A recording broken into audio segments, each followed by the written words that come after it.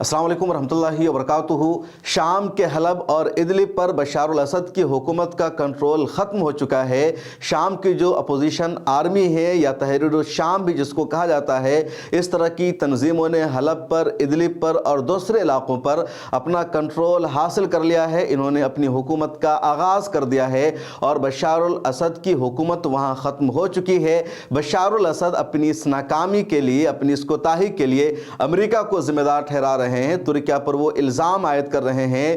لیکن دوسری طرف امریکہ اور ترکیہ کا کہنا یہ ہے کہ بشار الاسد کو یہ جو ناکامی ملی ہے اور حلب اور ادلب پر بشار الاسد کا جو کنٹرول ختم ہو گیا ہے، اس کے لیے خود بشار الاسد ذمہ دار ہیں۔ روس اور ایران پر جو مکمل انحصار تھا بشار الاسد کا، اس کی وجہ سے یہ ناکامی ہاتھ لگی ہے۔ بشار الاسد کا یہ بھی کہنا ہے کہ اس پوری لڑائی کے پیچھے یا تحریر الشام کو جو کامیابی ملی ہے، اپوزیشن آرمی کو جو حلب میں اور ادلب میں کامیابی ملی ہے، اس کے پیچھے اسرائیل ہے، اس کے پیچھے امریکہ ہے۔ غزہ پٹی اور فلسطین کی جو لڑائی چل رہی ہے، اس کو کمزور کرنے کی یہ سازش ہے اور ایسا ہی نیریٹو ایران کی طرف سے بھی سامنے آ رہا ہے۔ پچھلے ایک ویڈیو میں میں نے تفصیل سے آپ کو بتایا تھا کہ حلب کا اور ادلب کا قضیہ کیا ہے، اور پچھلے 50 سالوں سے شام پر اسد فیملی کی حکومت ہے۔ باعث پارٹی نے 1963 میں شام پر اپنی حکومت قائم کی، اس کے بعد بشار الاسد نے پہلے کسی اور کو صدر بنایا، احمد الخطیب کو، اس کے بعد حافظ الاسد خود صدر بن گیا اور حافظ الاسد لمبے عرصے تک صدر رہے۔ حافظ الاسد کی موت کے بعد بشار الاسد صدر بنے اور پچھلے 24 سالوں سے بشار الاسد بھی شام کے صدر بنے ہوئے ہیں، اور وہاں کی جو آبادی ہے، وہاں کی جو عوام ہے، وہ بشار الاسد کو بطور صدر دیکھنا نہیں چاہتی۔ وہ صاف شفاف انتخابات کی مانگ کر رہی ہے اور ایسا نہیں ہو پا رہا ہے۔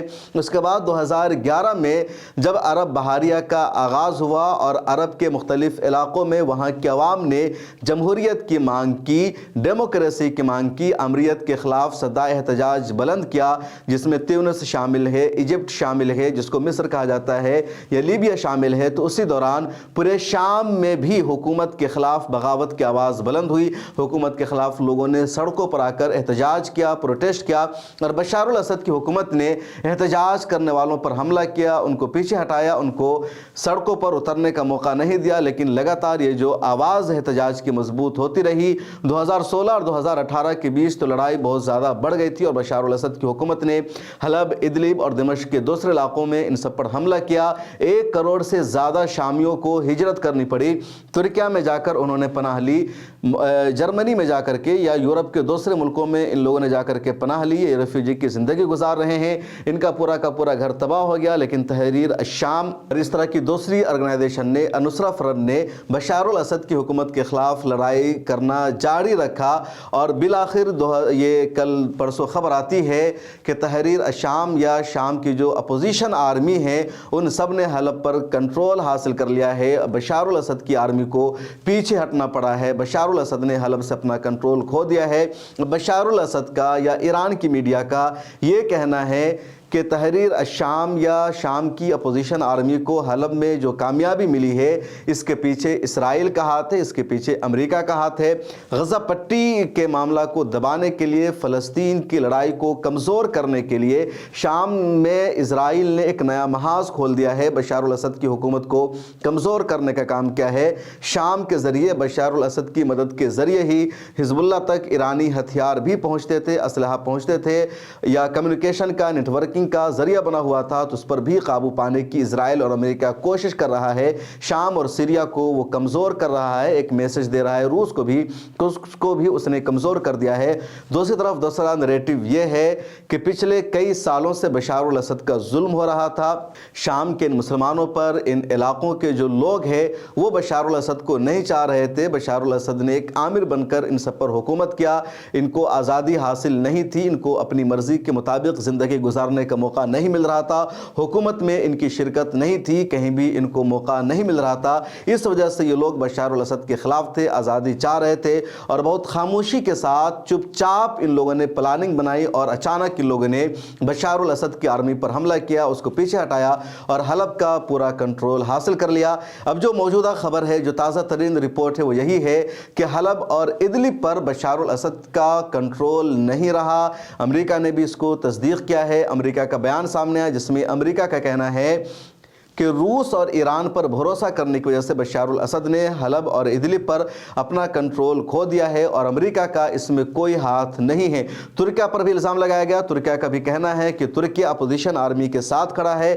شام کے مسلمانوں پر جو ظلم ہوا ہے، جو زیادتی ہوئی ہے، جو اتیاچار ہوا ہے، اس کے خلاف ترکیہ ہمیشہ بولتا رہا ہے، لیکن اس پوری لڑائی میں، اس پوری جد و جہد میں ترکیہ نے کسی بھی گروپ کی مدد نہیں کی ہے۔ حالانکہ ترکیہ کے حوالے سے صاف ہے کہ ترکیہ اس گروپ کی مدد کرتا رہا ہے، اور شام کے لوگ جب بے گھر ہوئے تو ترکیہ میں 30 لاکھ سے زیادہ شامی مہاجرین کو رہنے کا موقع دیا گیا۔ ترکیہ میں پوری ایک بستی بسی ہوئی ہے جو شامی مہاجرین کی ہے، پناہ گزین کی ہے، اور ان کو ہر طرح کی مدد دی گئی ہے۔ اور رجب طیب اردوغان کے اسی عمل نے دنیا بھر میں ان کو مقبول بنایا۔ دنیا بھر میں رجب طیب اردوغان کی تعریف ہوئی کہ رجب طیب اردوغان نے شام کے 30 لاکھ سے زیادہ مہاجرین کو اپنے یہاں پناہ دیا ہے اور ہر طرح کی سہولت سے ان کو آراستہ کیا ہے۔ اس کے علاوہ ترکی کی حکومت نے شام پر باضابطہ حملہ کیا، شام کے ایک علاقے کا کنٹرول بھی حاصل کر لیا تاکہ وہاں کے لوگ بے گھر نہ ہو سکے، آزادی کے ساتھ رہ سکے۔ شام میں جو ایک لڑائی ہے وہ شیعہ اور سنی کی بھی لڑائی ہے۔ شام کی جو ٹوٹل آبادی ہے اس میں 75% آبادی سنی مسلمانوں کی ہے، 13% آبادی شیعہ مسلمانوں کی ہے، اس کے علاوہ کچھ عیسائیوں کی آبادی ہے، کچھ دوسری کمیونٹی وہاں رہتی ہے، لیکن 75% سنی آبادی اور 13% شیعہ آبادی ہے، اور 13% کی جو شیعہ آبادی ہے وہ پچھلے 50 سالوں سے حکومت میں ہے۔ تو شام کی اس لڑائی کو شیعہ اور سنی کے نظریے سے بھی دیکھا جاتا ہے۔ اب آپ کا کیا کہنا ہے ایک ایسے موقع پر جب غزہ پٹی پر اسرائیل کا حملہ جاری ہے، حزب اللہ اور اسرائیل کے درمیان سمجھوتا ہوا ہے اور پوری دنیا کی کوشش یہی ہے کہ غزہ پٹی پر اسرائیل کا حملہ بند ہو، حماس اور اسرائیل کے درمیان سمجھوتا ہو، غزہ پٹی کے لوگوں کو راحت ملے، سکون ملے، فلسطین کی آزادی کی جو لڑائی ہے وہ لڑائی آگے بڑھے۔